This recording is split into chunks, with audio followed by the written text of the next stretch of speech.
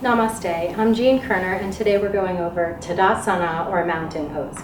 So this is really the foundation of all of the standing poses, and we can take this out into life whenever you're standing around so that you're balanced, centered, aligned, and empowered.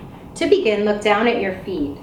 Notice if they naturally turn out or in, and then take them hips width apart with the heel behind the widest part of your foot so that your feet are parallel to one another. Then, as much as possible, find the balance between leaning forward and back in the ball of the foot and the heel. You can even shift between the two, and then between right and left. And then find the balance between the legs rolling in and the legs rolling out so that you're grounded and even in your stance. That affects everything up above.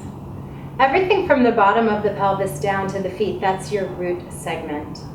Those are your roots connecting you to the earth. Second segment, moving up to the pelvis, find the balance between pelvis pouring forward and back. So once again, on all planes, finding a neutral position. When you do, your spine can rise up out of your pelvis. The third segment is from the top of the pelvis to the bottom of the ribs. So as much as possible, keep that whole area around uniform, like a column. So we're not caving in and we're not puffing out. Then we move up to the fourth segment, which affects our breathing, our heart and lungs. So as you balance the bottom of the ribs in the front and the back, that helps the positioning of the ribs so that your lungs can fully expand as you breathe. The arms and the hands are related to the fourth segment and to the ribs. You might notice that as you find the balance, take a full breath in. Your chest expands. You might notice that it's easier to do. Exhaling all the way, and the abdomen firms on every exhalation.